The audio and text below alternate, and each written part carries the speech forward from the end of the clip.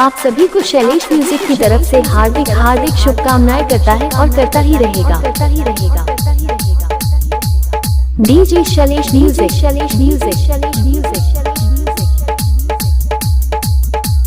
हाहवा बाजार।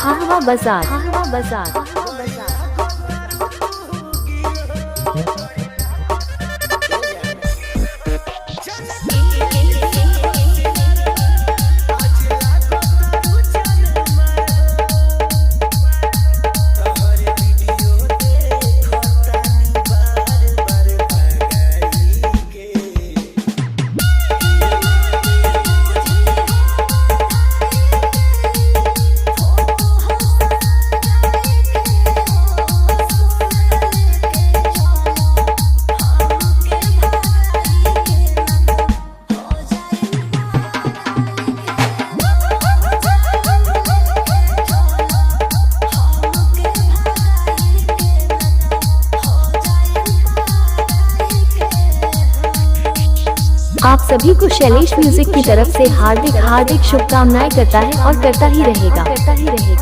DJ Shailesh music.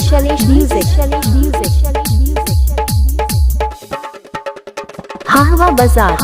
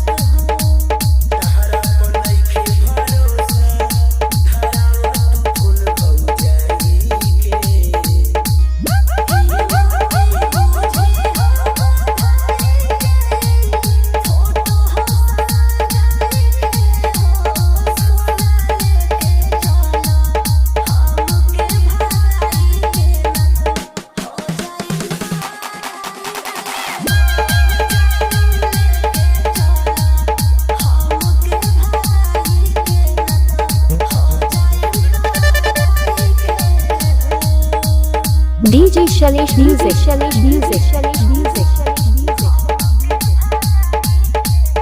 आप सभी को शैलेश म्यूजिक की तरफ से हार्दिक शुभकामनाएं करता है और करता ही रहेगा। हाहवा बाजार।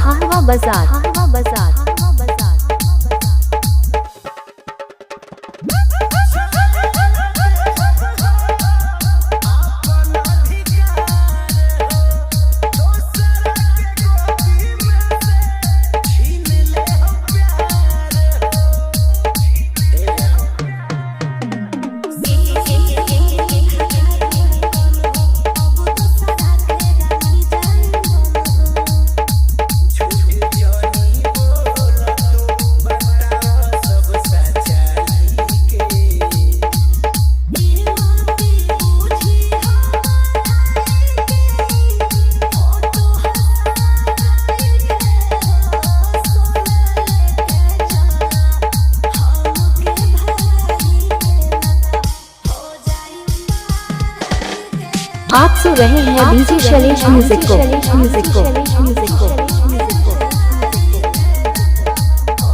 DJ Shailesh music. हाहवा बाजार।